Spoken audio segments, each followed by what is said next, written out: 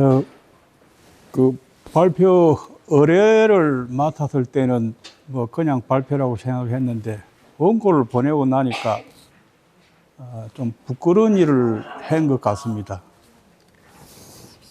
예, 그 많은 대중들 앞에서 입으로 하는 구업을 짓지 말아야 되는데 제가 책임 못 질 그런 말도 넣은 것 같습니다. 근데 여러분들이 다 보고 들을 만한 거는 챙기고 또 필요 없는 말은 귀에 흘릴 버리라 생각해서 제가 용기를 가지고 발표해 보도록 하겠습니다. 제목은 충담사 연구의 현황과 과제라고 했는데 이때까지 충담사 연구가 어떻게 이루어져 왔는가를 살펴보는 것이 현황이고, 과제는 거기서 무슨 문제점이 있고 또 어떻게 나아가야 될 것인가 하는 문제를 다루었습니다. 그 과제에 대안도 조금 제시하고자 했습니다. 발표 순서는 그 연구사적 검토, 그 다음에 기존 연구의 문제점은 또 짚고 넘어가야 되고, 또 앞으로 우리가 어떻게 해야 되겠느냐, 그런 순서로 진행하도록 하겠습니다. 보통 제가 그 마이크를 잡고 발표를 하면은 제대로 하면 한 2시간 걸립니다. 근데 보통 하면 1시간이고, 근데 지금 여기 주최 측에서는 30분 해달라고 하니까 저로서 너무 반갑습니다. 제가 부족한 부분을 숨길 수 있어서 다행입니다. 빨리 슬라이드를 넘기도록 하겠습니다. 충담사는 삼국유사에 이렇게 나와 있는 분이고 너무 유명하니까 넘어가도록 하겠습니다. 그 다음에 충담사의 시대는 신라 향가와 문학에서 신라 문학의 절정기입니다. 그리고 불교의 전성기입니다. 그러면서 또 한편으로는 시대적 상황이 굉장히 어려운 시기입니다. 객동기죠. 객동기입니다. 우리가 훌륭한 문화가 안정된 사회에서 나오지 않는다 하는 것을 이런 경우에 볼 수가 있습니다. 여러 가지 생각들이 있고 또 세력이 양분화되어 있는 이런 상황에서 충담사가 출연한 것 같습니다.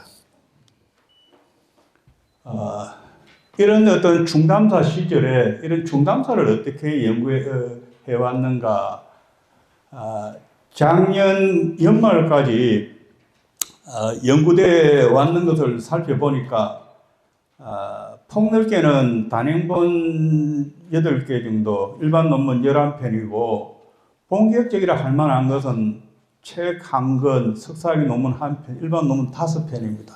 이거를 가지고 무슨 연구사 검토를 하겠느냐.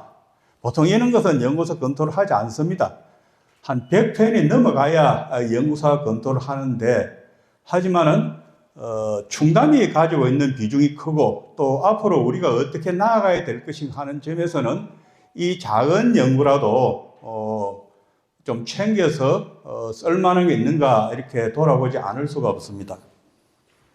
그리고 대다수 충남사에 대한 연구는 워낙 그 창기파랑과 또 안민가의 작가로 유명하니까 시가 연구에 치중했는데, 자연에 대한 연구는 상대적으로 이렇게 관심을 두지 않았습니다.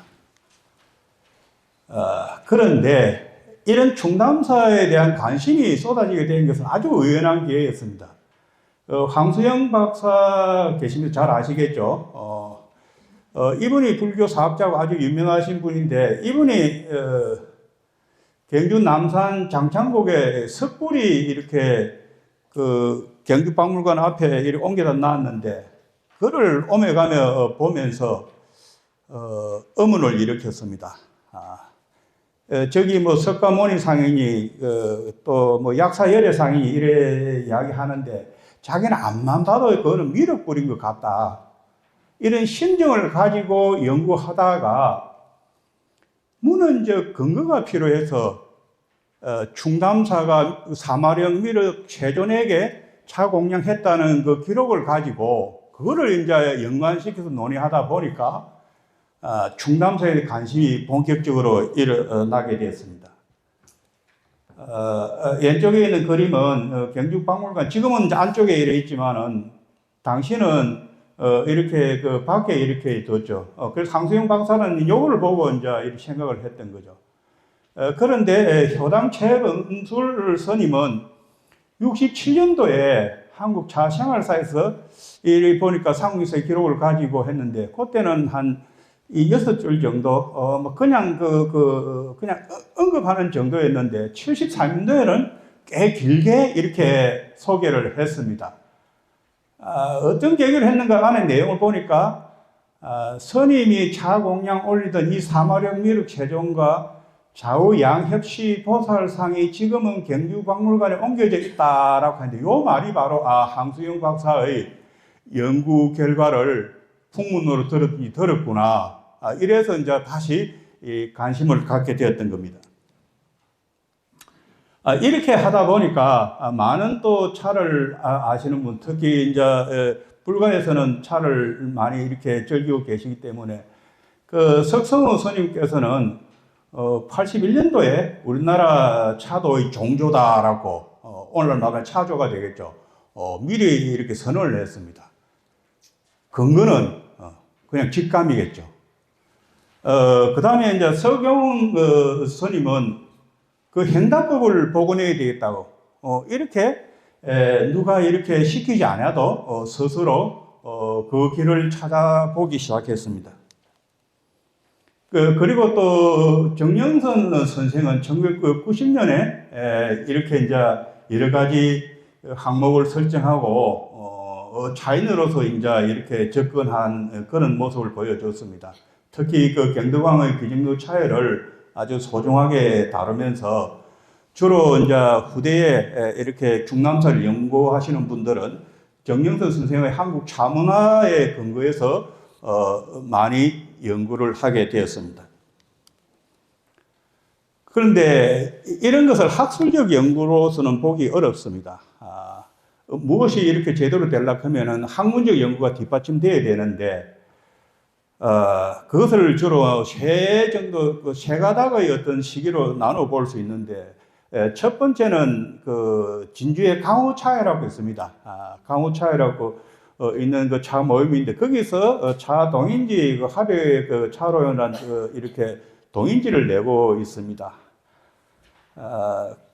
뭐 앞에 계신 우리 정은식 원장님이 주로 그걸 맡아서 하시면서 회원들이 많이 괴로웠습니다. 그걸로 계속 써야 되니까.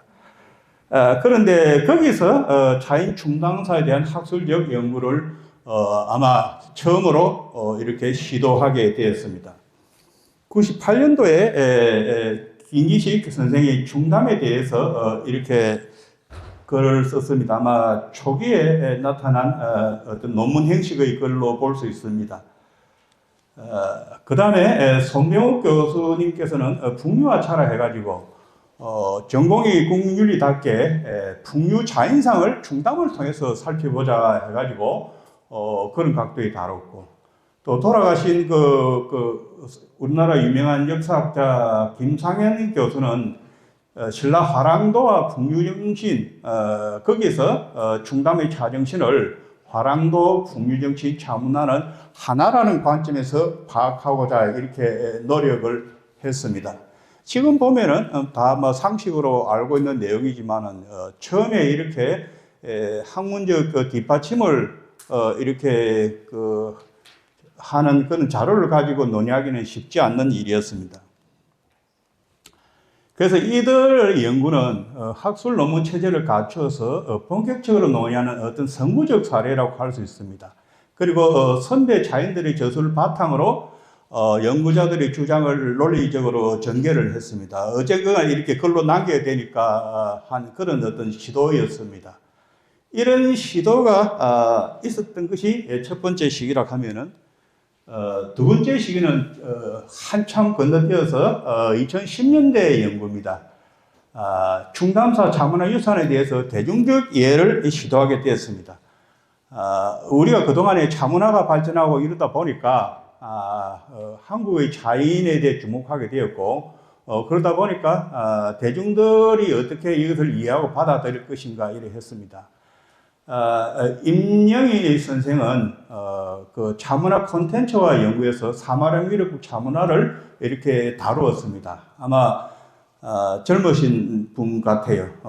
그 실제로는 제가 만나보지 못해서 모르겠지만은 이 말씀하시는 걸 보니까 젊은 분 같습니다. 디지털 시대에 맞춰서 사마령 미륵불의 어떤 문화유산을 소중히 다뤄야 되겠다고 하면서 그렇게 논문을 썼던 것 같습니다.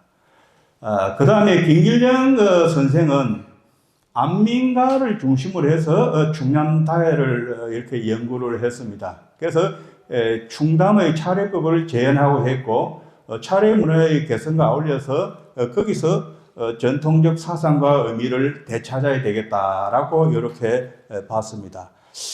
근데 얼핏 이런 말들이 굉장히 평범하고 다 아는 내용 같지만은 조금 한 걸음 더 나아가면은 또 다른 깊이가 있습니다. 그러다가 세 번째 시기가 이제 그 20년대부터 최근까지입니다. 20년이라 그러면은 불과 몇 년 안 되죠, 그죠? 거기서 우리 경상국립대학교 차문화연구원이 설립되면서 거기서 개헌 기념 학술대회를 개최했습니다. 정은시 원장의 한국 차문화사의 원행 찾기라 해가지고 한국 차문화의 그 정체성을 확립하기 위해서 충남사에 대한 연구가 절실하다고 했습니다.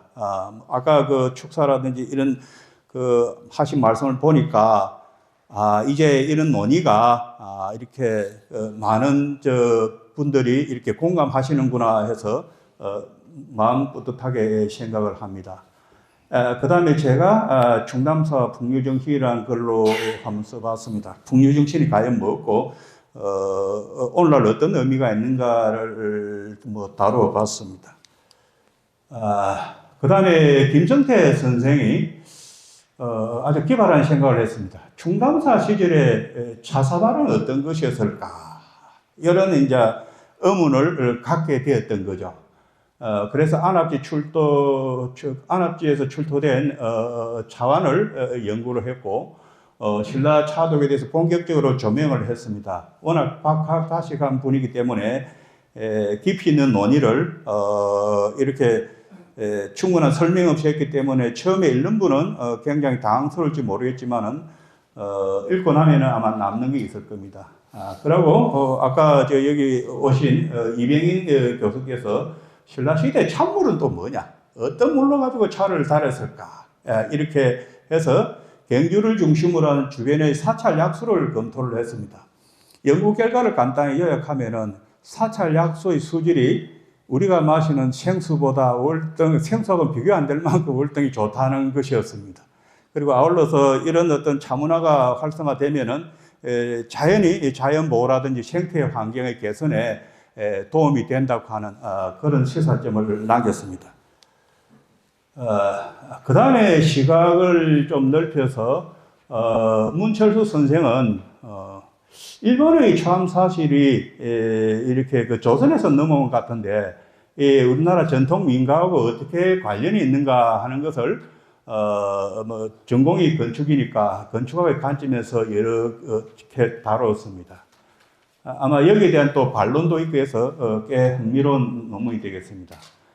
그 다음에 문범두 선생이 가장 최근에 발표했습니다. 작년이죠, 그죠? 충남사 기사를 통해 보면 경동왕대 차문화라 해가지고 굉장히 충남사 연구를 포괄적으로 다뤘는데 주목할 만한 것은 사마령 차공량은 화랑을 추모하는 의식이다. 그래서 참 기발한 것은 사마령 차공량 때 가창되었을 노래가 아닌가라고 이렇게 주장을 하셨습니다. 이 주장이 굉장히 설득력이 있고 앞으로 차문화 연구에 주목해야 될 점이기도 합니다. 그러다 보니까 2022년에 김대철 선생이 충남사라는 제목으로 단독 저술이 나왔습니다. 물론 그 내용은 일반인들을 위해서 포괄적으로 다뤘는데 충남사에서 알고자 하시면은 이 책을 보시면은 가장 이해가 쉽게 될 겁니다. 현재까지 이루어진 성과를 일반인들이 알기 쉽도록 두루 전반적으로 고찰하셨습니다.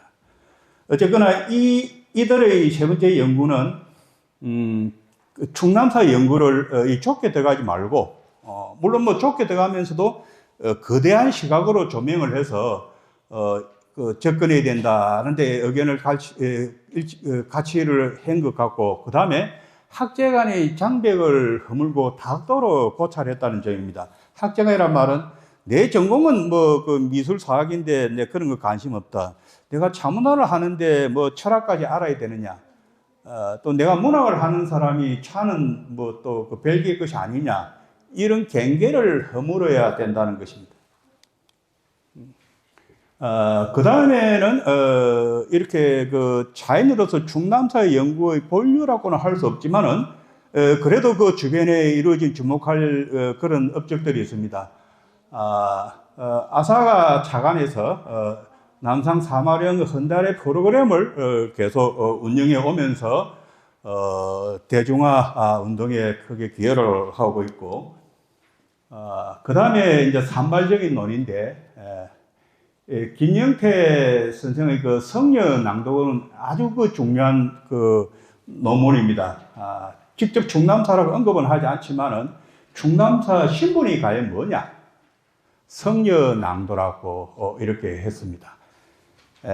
그렇게 낭도는 화랑을 따르는 그런 무리 중에 하나지만은 신분이 성려다. 그런데 이 성려 낭도는 국선에 오직 한 명만 붙어 있고, 지금으로 말하면 책사에 해당됩니다. 당연히 이 화랑보다는 나이가 많고 연륜이 지긋한 그런 분이죠. 오늘날 말로 하면 킹메이커 정도 될까요? 그것을 성녀낭도라고 이렇게 이야기했고, 그래 충남사가 어떤 인물일까 할 때 이 논문을 보시면 될 것 같습니다. 그 다음에 박노준 선생은 충남사론에서 흔히 우리가 한자 사전을 찾아도 알 수 없는 영복성이라는 말이 나오는데, 그는 성녀낭도의 복색이 아닐까라고 이렇게 했습니다. 현재까지 영복성에 대한 더 나은 해석은 이 외에는 없는 것 같습니다. 그 다음에 김유미 선생은 뭐 앞에 두 분보다는 훨씬 젊은 세대지만은 충남사론에서 장기파랑과 기파랑이 미륵이 아닌가 하고 이렇게 추정을 했습니다. 굉장히 주목할 만한 시선입니다. 흔히 대중들은 화랑을 꽃미남 수준으로 봅니다. 근데 장기파랑을 읽어보면은 부처님 수준입니다.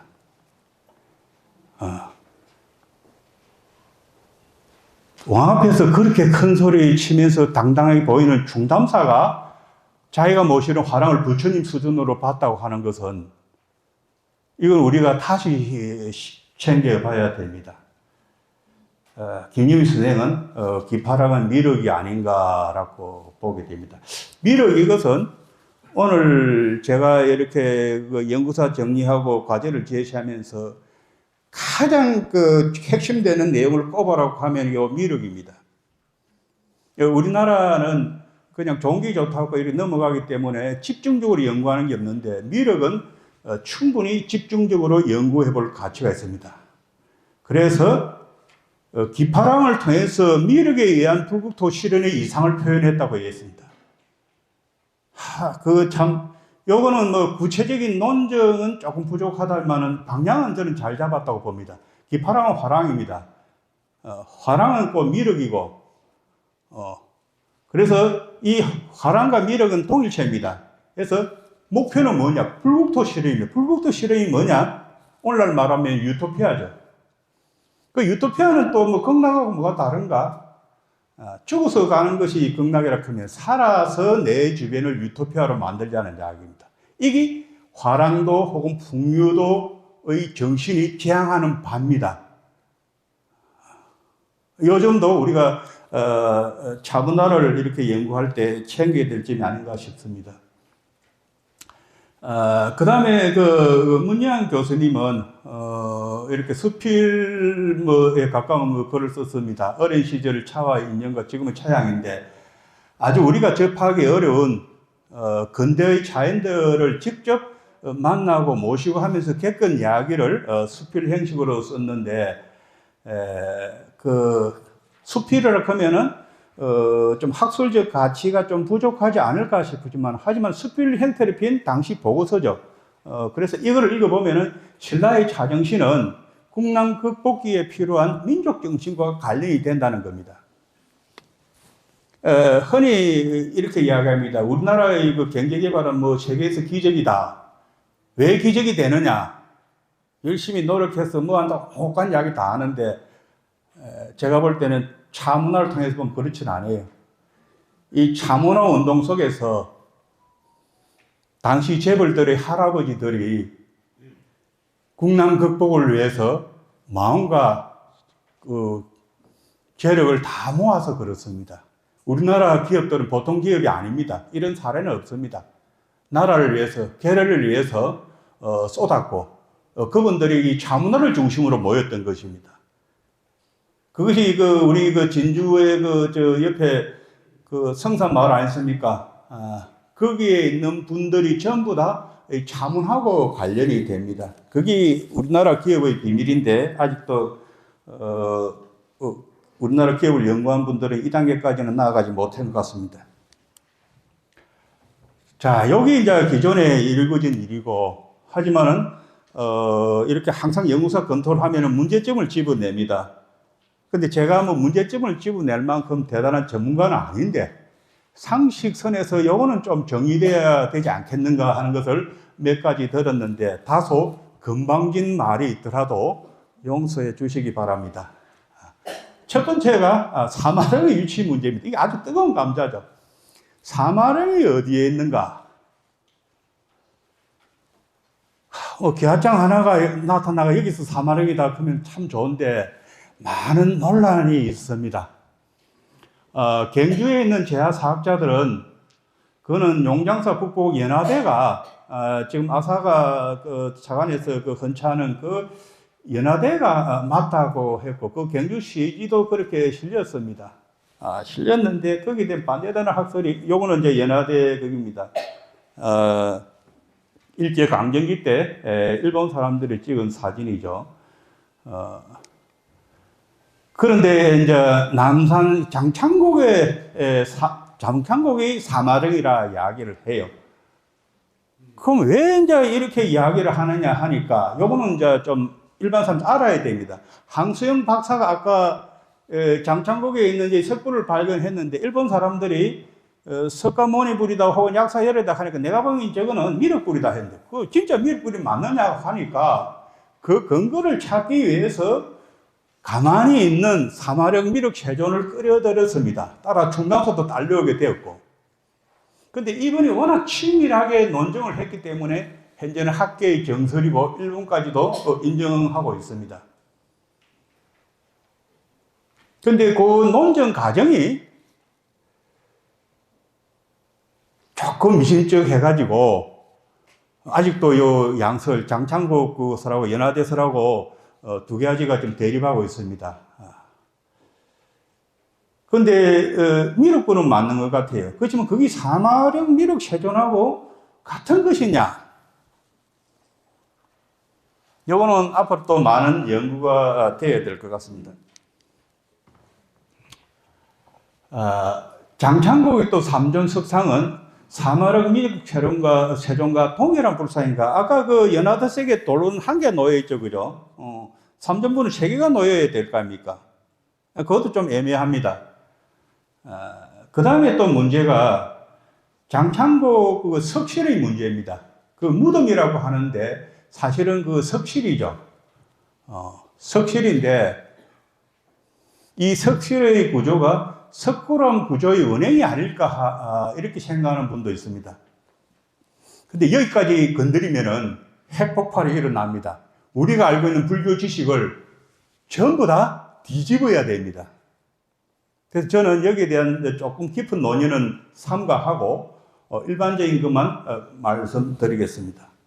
장창국 석실의 구조도 문제인데 뭐 당시 파헤쳐졌기 때문에 이 문제도 어물쩡하게 넘어가고 있습니다. 그 다음에 무엇이 미륵불이냐? 미륵불의 행상 근거가 어디에 있느냐? 그건 보는 사람의 시각에 따라 다 다른 거죠. 804 가빠이만 해도 석가모니 미륵불 약사래라고 시대에 따라서 대중들이 호응에 따라서 이름이 달리 불려집니다.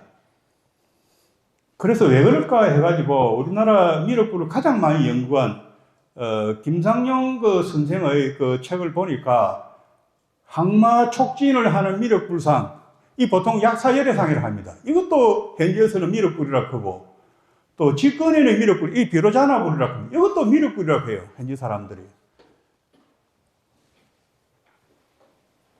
도대체 미륵이 어떤 모습일까? 공식처럼 이것은 미륵이다 하는 거 없습니다. 믿는 사람이 미륵이라고 믿고 그걸로 미륵이라 하면 미륵이고, 다른 거 붙이면 다르게 되는데 이것도 앞으로 연구해야 될 과제입니다. 연구해야 될 과제인데, 또 우리나라 불교는 신앙에 의존해가지고 이렇게 불교학이라 하는 관점에서 좀 깊이 누군가가 연구해서 정리해 줬으면 좋겠습니다. 그 다음에 아까 그 사마령 차 공양이 이제 그 어떤 문제냐 했는데, 아까 그 문범두 교수께서 화랑에 대한 추모 의식이라고 했는데, 과연 그럴까 했는데, 최근에 그런 논문도 나왔죠. 93년 10월에 청주의 절 이름이 산해사지라. 요거는 명문이 출토되기는 산해. 산해가 뭐냐? 그러면 우리 산해 갈 때 산해 아닙니까? 이거 산해가 하고 절하고 무엇이 이렇게 맞물려 있구나. 그래서 추모의식에 이런 거 이용됐다는 것도 단순한 주장에 그치는 게 아니고 근거가 있구나를 알게 됩니다. 그리고 불교의 차례와 관련해서 닭해와 산해가의 관계를 새롭게 주목해 보자는 것입니다. 충남사가 사마력 미륵 체전하게 해마다 가가지고 이제 그걸 올릴 때 차만 따라서 한 잔 올리고 내려왔을까? 안 그러면 거기서 뭔가 모르게 성녀니까 불교의 격식에 맞춰서 무엇을 했을까? 여기 사실 어머니입니다. 어머니인데 전통적으로 보면은 불교에는 닭해가 있습니다.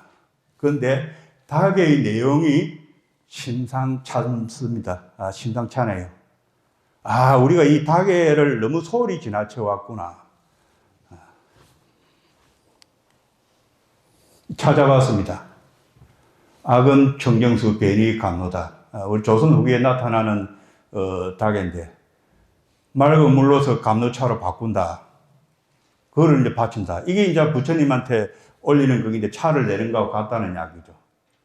그리고 이런 감로차의 완성을 상국사 용어로 말하면 웅렬이라고 합니다. 웅렬은 부처님 수준의 마실 웅렬이라고 합니다.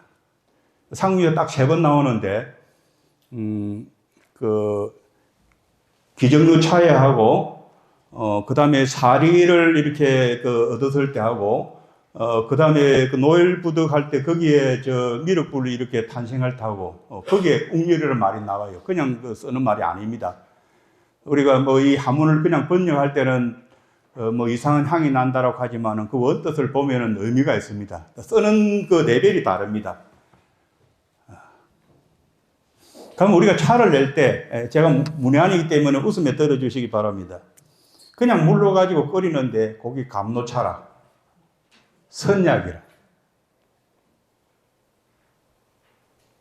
선약을 만드는 거죠. 그 선약을 만들어서 올리는데 누가 그걸 마실까요? 누가 그걸 마실까요? 부처님이 다 가진 부처님이 그거 안 마셔도 되죠.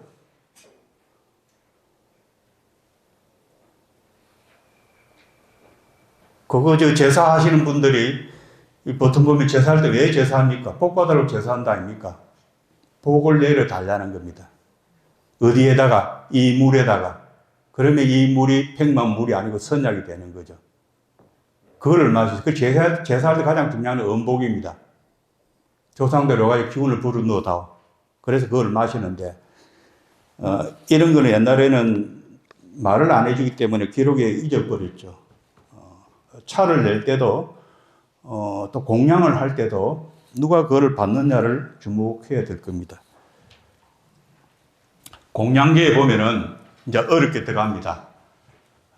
바닥 없는 바로로 향정열의 밥을 올리고 구멍 뚫는 주발로 조주 스님의 차를 담는다. 조주 스님 같으면 끽다그 해가지고 아주 유명하신 분이죠, 그죠? 그런 화두 수준의 말을 닭에서는 그냥 내뱉어 버립니다. 이게 우리나라 차정신의 수준입니다.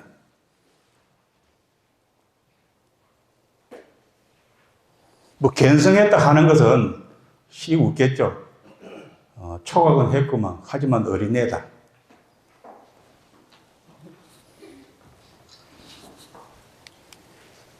그래서 그 다음에 제가 미륵 다음에 강조하고 싶은 건 유마경에 대한 연구입니다. 최완수 선생은 우리가 경제에서 유명한 문화재 있죠. 석굴암. 석굴암은 유마경 사상을 건축으로서 이렇게 디자인한 거라고 이야기를 합니다. 근데 이상하게 문헌을 보면 신라시대 때 유마경을 많이 읽었다고 하는데 신라시대 때 유마경에 대한 저술한 글이 전해 내려오고 있질 않아요.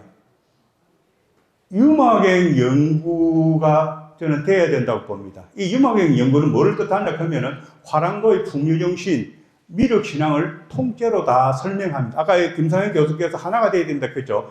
그 하나의 핵심 포인트 개인견이 유마경입니다. 여기 뭐 불교에 대한 뭐 전문적인 분도 계시겠지만은 우리가 흔히 요즘 뭐 화두하는 선종이 유명하죠, 그죠? 선종의 시발도 유마경에서 보는 분들이 있습니다. 그 다음에 또 하나 대성불교 다들 하죠, 그죠? 대성불교의 완성을 유마경으로 봅니다. 하지만 우리는 유마경에 대한 관심이 없어요.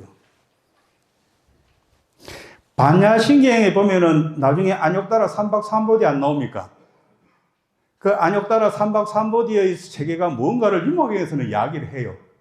근데 이것이 차문하고 관련이 있다고 하는 거. 그래서 유마경 사상에 비춰보면 차는 깨달음을 중심에 전하는 매개체게 되고, 그래서 초에 유명한 차시 있죠. 무저발경 중앙바라크는 바닥 없는 바로에 중앙국의 밥을 담아 올린다. 유마가 이렇게 이제 보통 깨달음을 전하려고 하면 말로서 전해지지 않는다 아닙니까? 근데 그걸 깨버려요. 산은 산이다, 산은 산이 아니다, 세 번째 산은 산이다 하는 그 단계에서 모든 사물로 가지고 깨달음을 전할 수 있다. 그래서 밥으로 전한다. 이게 중앙반입니다. 중앙국이라고 하는 아주 이상적인 나라에 그 밥을 신통력으로 가져와서 대중들한테 보이는 거죠. 말기는 뭐 알아듣지만 밥은 그래도 입맛은 살 안 있겠냐. 그 어침의 노력입니다. 여기 아주 깊은 내용입니다. 깊은 내용이에요. 이것도 뭐 이야기할 거면 깊기 때문에 건너뜁니다. 이런 것이 차문하고 관련이 있다고 하는 것.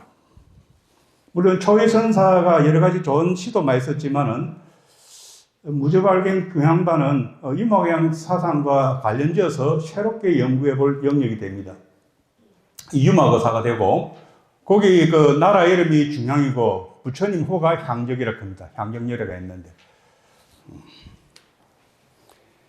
그 다음에 유구와 셀류큐의 그 한계라고 봅니다.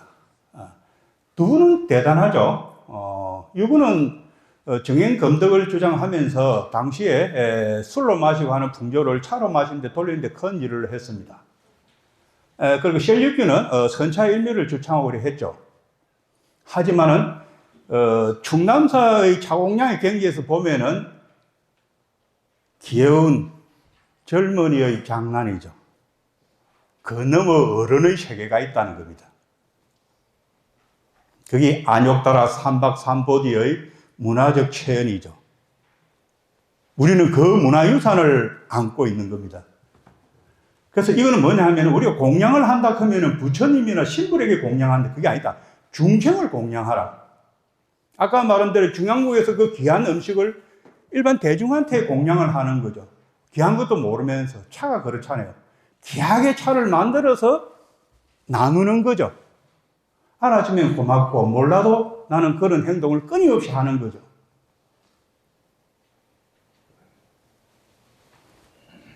그래서 이런 정신이 사마령 차 공양과 기중차에서 연속성입니다. 우리 기중차 차이를 보세요.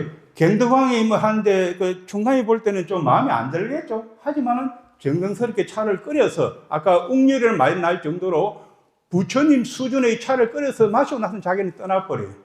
나는 내 할 일을 다 한다는 이야기죠. 이런 신라 장문화는 결국 불국토 건설에 있고, 미륵정신은 예토는 현실의 더러운 세상, 이거를 갖다가 정토 깨끗한 세상으로 바꾸는 신념인데, 이것이 동방에서 가능하다. 이걸 다른 말로 동방정토 사상이라고 합니다. 동방정토 사상, 불국토 사상이 일치가 되고, 이 불국토 사상은 살아있는 이 세계를 참 사람답게 만드는 세상을 하자. 그러려면 어째입니까? 깨달은 사람, 대단한 사람들이 밑으로 내려와서 중생을 동양하면서 이렇게 세상을 만들어 나가는 그런 세계를 말하죠. 그러니까 많은 화랑들이 이름 석자 안 남기고, 또 화랑이 대단하지만 일반 사람들 화랑을 꽃미남 수준으로 봐도 그런 일을 묵묵히 해왔다는 겁니다. 그래서 화랑은 미륵이고 미륵이 화랑입니다. 이건 제 주장이 아니고 이거는 일반적으로 아는 이야기입니다. 그래서 성녀 낭도의 충남은 화랑도의 풍류정신과 불교의 미륵 신앙을 잇는 중간고리 역할을 한다는 것입니다. 그래서 이런 불국토 사상은 포스트 유토피아라고 합니다. 이 말을 일반적으로 잘 못 들었을 겁니다. 우리가 흔히 말하는 유토피아는 뭡니까? 근대 산업사회가 시작되면서 새로운 낙원을 건설하자는 유토피아입니다. 하지만 그 유토피아가 무너지고 있죠. 민주주의가 흔들리게 되고 합리적 사고가 한계를 가질 때 그 다음 세계를 가진 이상향이 없는가? 서양 사람들 그걸 내놓지 못했습니다. 이걸 이제 우리가 그런 이상적인 세계관을 제시할 때가 되었다는 겁니다. 공교롭게도 김범부 선생을 언급하지 않을 수가 없습니다. 경주분들은 혹시 김범부 선생 모르는 분이 있습니까? 경주가 난 시대의 천재죠. 박정희 대통령이 덕을 많이 받고 경제개발 이런 것도 이분이 자문을 구했습니다. 그런데 김동리보다 유명하지 않아서 늘 소개할 때 김동리의 행위라고 소개를 하죠. 그런데 타솔사에서 동방 르네상스를 구상을 했습니다. 외정시대 때, 일제시대 때 암울할 때 동방 르네상스, 이제 우리가 새로운 세상을 밝히는 르네상스를 이끌어내야 된다는 이야기입니다.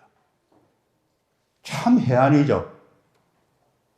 지금 우리가 이제 그런 시점에 있는 거예요. 우리가 이제 세상을 이끌어 나갈 시점이 되었던 거죠.